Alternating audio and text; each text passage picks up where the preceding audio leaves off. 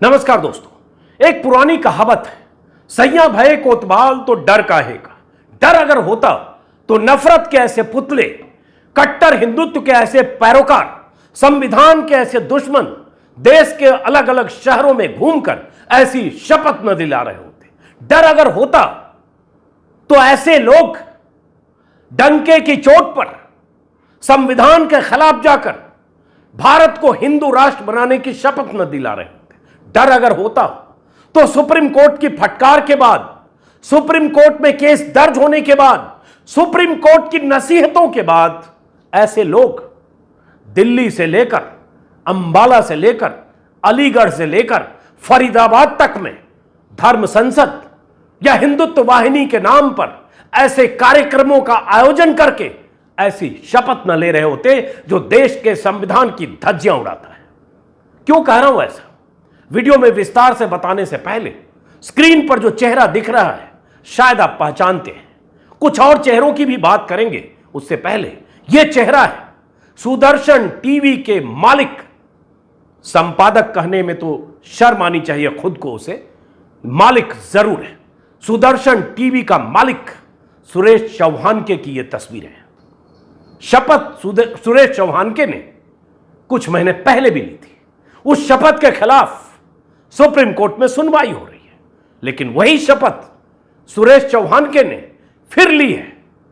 और जब शपथ ली और सामने खड़ी भीड़ को शपथ दिलवाई तो वहां बीजेपी के एक विधायक भी मौजूद थे। कार्यक्रम हुआ अंबाला में और बीजेपी के विधायक असीम गोयल चौहानके के साथ वही शपथ ले रहे थे जो संविधान के खिलाफ है, देश की आत्मा के खिलाफ है।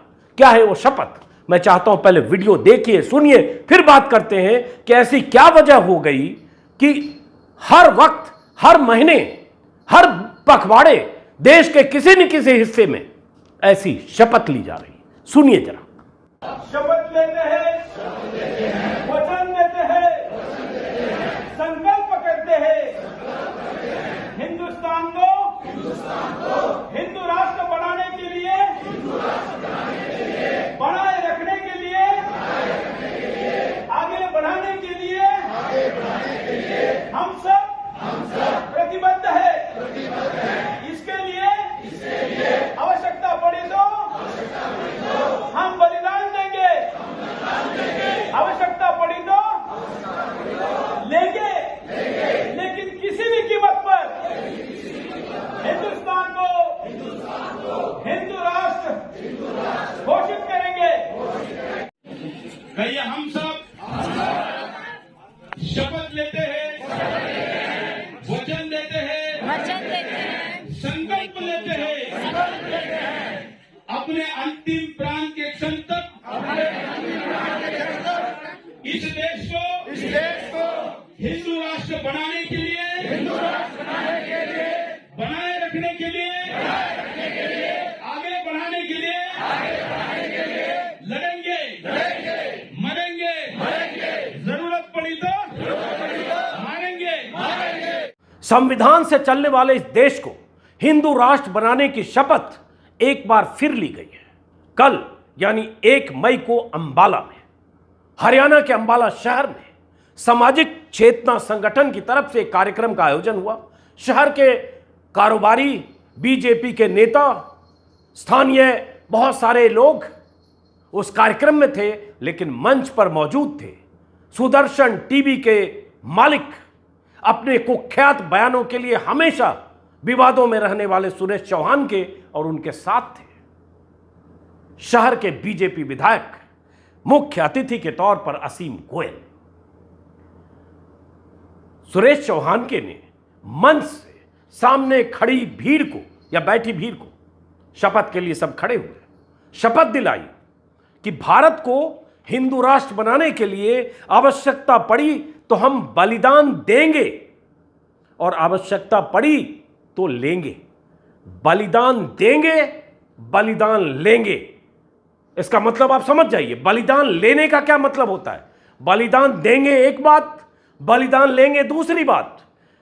ये कौन कहां बलिदान देगा और कौन कहां बलिदान लेगा, और ये संघर्ष कहां किसके साथ हो रहा है, ये लड़ाई किसके किसके बीच हो रही है या होने वाली है कि बलिदान देंगे और बलिदान लेंगे और शपथ ले रहे हैं सामने खड़े लोग, जिसमें महिलाएं भी हैं, पुरुष भी हैं, और सबसे बड़ी बात स्थानीय बीजेपी के विधायक भी हैं, असीम गोयल।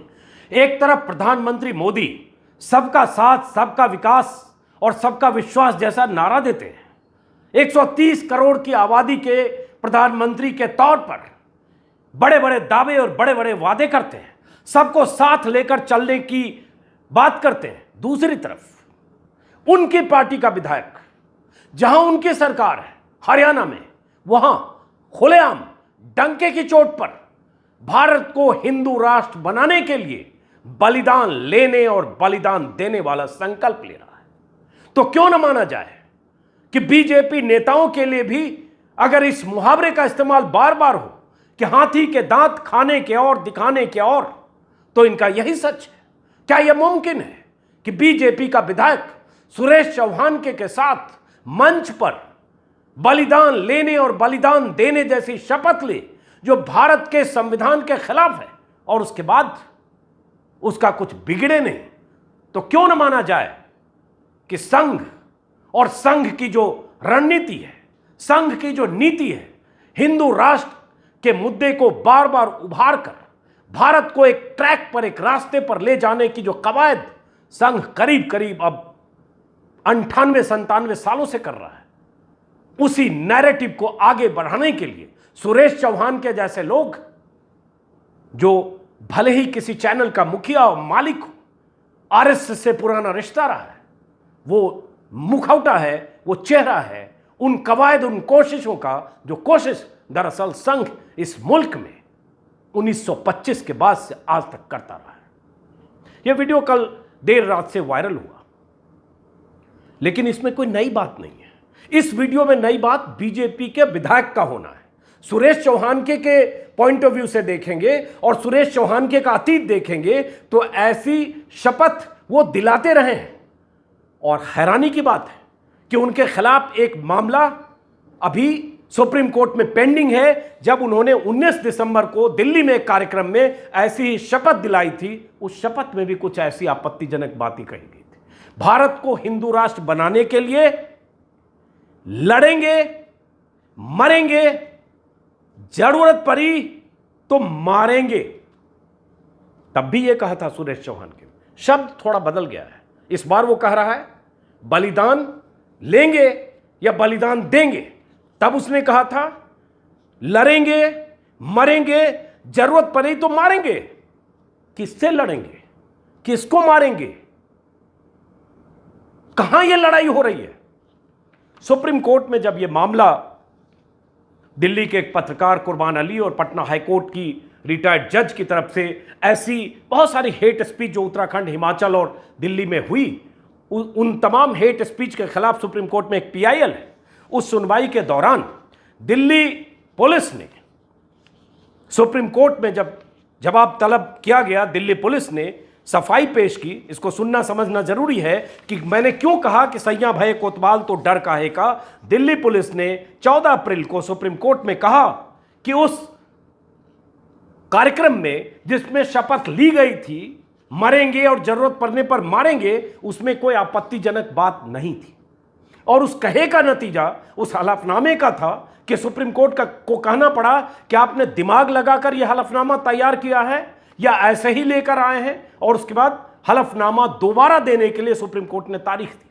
सुप्रीम कोर्ट के उस में जो हलफनामा दिया दिल्ली पुलिस ने, वो बहुत अहम है। और इसलिए यह मुहावरा, यह कहावत लागू होती है इन सब पर कि सैया भये कोतवाल तो डर काहे का।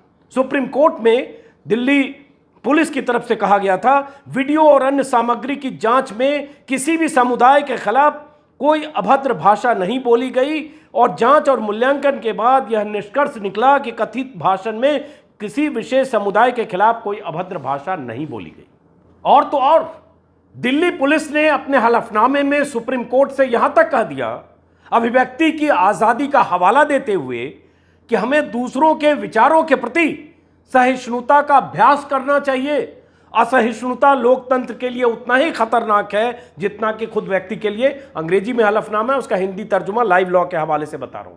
तो दिल्ली पुलिस उस शपथ ग्रहण समारोह को, जिसमें कट्टर हिंदुत्ववादी ताकतें सुरेश चौहान के नेतृत्व में मंच पर हिंदू वाहिनी का बैनर लगा था, शपथ लेते हुए भीड़ कह रही है कि भारत को हिंदू राष्ट्र बनाने के लिए, बनाए रखने के लिए लड़ेंगे, मरेंगे और मारेंगे। मारेंगे, गौर करिएगा, किसको मारेंगे, यही तो सवाल है। लड़ेंगे, मरेंगे, मारेंगे। मारेंगे, ऐसी शपथ ली जाए, क्या अभिव्यक्ति की आजादी है? और दिल्ली पुलिस ने किस नजरिए से इसे अभिव्यक्ति की आजादी माना? दिल्ली पुलिस ने किस नजरिए से अपने हलफनामे में कह दिया इसमें किसी धर्म विशेष या किसी समुदाय के बारे में कोई नफरत की बात नहीं है?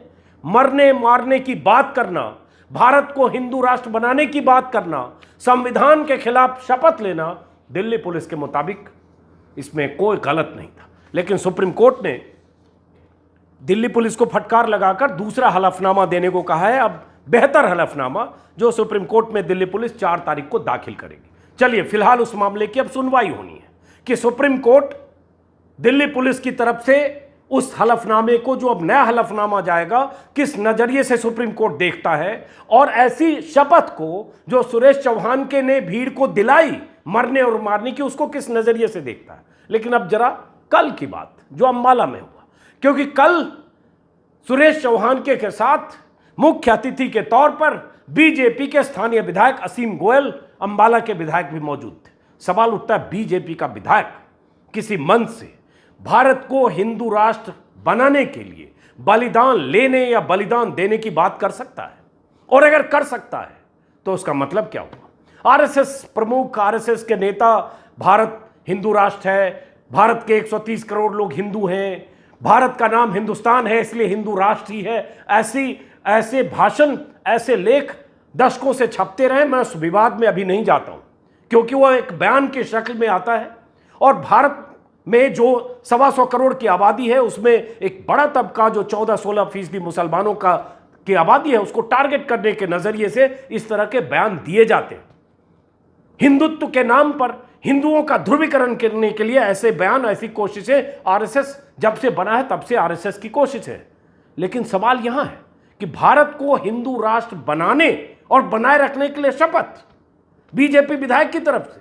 अब मैं जरा गूगल सर्च किया कि ऐसी शपथ या ऐसे कार्यक्रम और कहां हो रहे हैं, तो दिलचस्प बात पता चली कि बीते एक सप्ताह के भीतर ही यूपी में 3 ऐसे कार्यक्रम हुए। 3 अभी मुझे मिले, हो सकता है और ज्यादा हुए, जिस कार्यक्रम में इसी तरह से यूपी और हरियाणा में इसी तरह से भारत को हिंदू राष्ट्र बनाने के लिए शपथ ली गई, या हिंदू राष्ट्र बनाने के लिए संकल्प लिया गया, या हिंदू राष्ट्र बनाने के लिए मरने, मारने, लड़ने की बात की गई।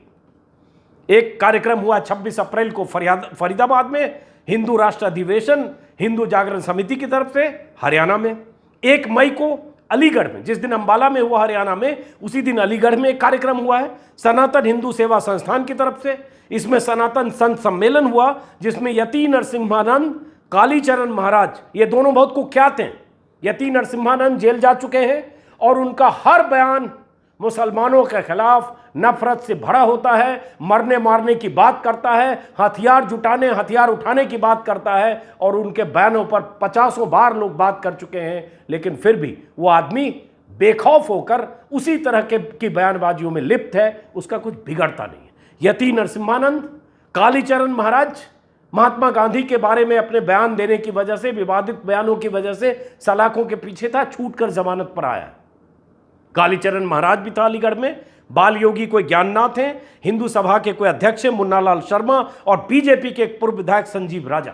इन लोगों ने एक समारोह में कल शिरकत की 1 तारीख को अलीगढ़ में, और वहां भी वैदिक राष्ट्र के लिए हिंदुओं को लड़ने का आह्वान किया गया। और इन सबको एतराज इस बात पर भी था कि ये लोग हिंदू राष्ट्र बनाने की बात करते हैं तो इनके खिलाफ केस मुकदमे क्यों होते हैं।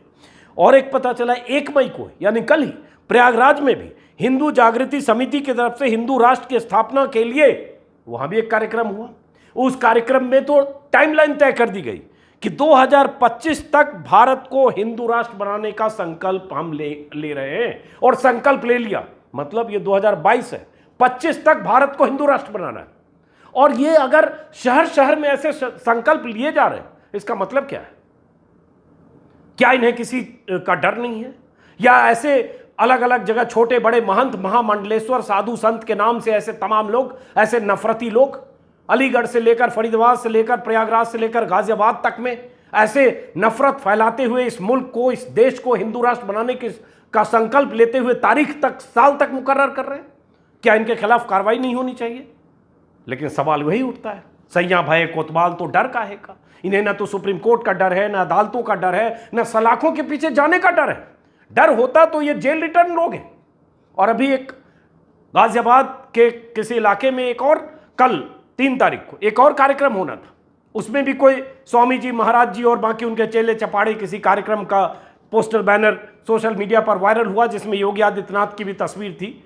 कुछ पत्रकारों ने ट्वीट किया, क्या योगी की सहमति से योगी की तस्वीर इसका इस्तेमाल हो रहा है इस कट्टर हिंदुत्व के कार्यक्रम में? तो पता चला पुलिस ने एतराज भी दर्ज किया, उनके खिलाफ शिकायत भी दर्ज की, एफआईआर भी दर्ज की और पुलिस कार्रवाई भी कर रही है। वो शायद वो कार्यक्रम ना हो, बादलपुर इलाके, गाजियाबाद के बादलपुर इलाके में ये कार्यक्रम होना था किसी फार्म हाउस पर। पुलिस ने उस फार्म हाउस के मालिकों के खिलाफ भी एफआईआर की। तो ये जो हो रहा है हर इलाके में, हर शहर में, छोटे बड़े स्तर पर, ये डंके की चोट पर हो रहा है। और अगर डंके की चोट पर हो रहा है तो एक तो मतलब साफ है कि इन्हें किसी का डर नहीं है।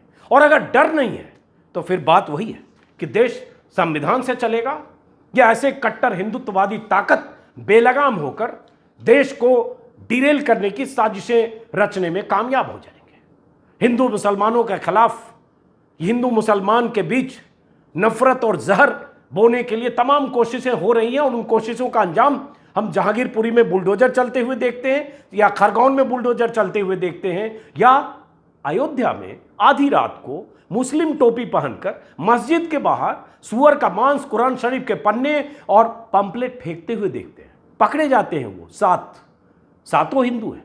उसमें एक महेश मिश्रा नाम का शख्स है जिसका ट्रैक रिकॉर्ड बहुत दागदार है, जेल रिटर्न है, कट्टर हिंदुत्ववादी है, वीएचपी से रिश्ता रहा है और मरने मारने के बाद सोशल मीडिया पर वीडियो जारी करके कहता रहा। लेकिन वो मामला ठंडा पड़ जाता है, मीडिया में कहीं उसकी उस तरह से चर्चा नहीं होती, चैनलों पर कहीं बहस नहीं होती, और कहीं वो शख्स या उसका गैंग या उसके वो लोग जो अयोध्या में दंगा कराना चाहते हैं, कहीं भी उस तरह से उन्हें टारगेट नहीं किया जाता जिस तरह से एक धर्म विशेष को टारगेट किया जाता है। तो अब आखिर में, इसलिए मैंने इस वीडियो के शुरू में कहा, माय लॉर्ड, इस देश को बचा लीजिए। उम्मीद अब सिर्फ सुप्रीम कोर्ट से है। क्या सुप्रीम कोर्ट ऐसे मामलों में अगली सुनवाई की तारीख पर कोई ऐसा फैसला, कोई ऐसा निर्देश, कोई ऐसी नसीहत देगा कि ऐसे धर्म संसद, ऐसे समारोह, ऐसे कार्यक्रम जहां भारत को हिंदू राष्ट्र बनाने का संकल्प लिया जा रहा हो या मुसलमानों के खिलाफ मरने मारने की बात की जा रही हो, क्या उस पर लगाम लगेगा? बहुत उम्मीद तो नहीं है, लेकिन एक तारीख का इंतजार और करते हैं।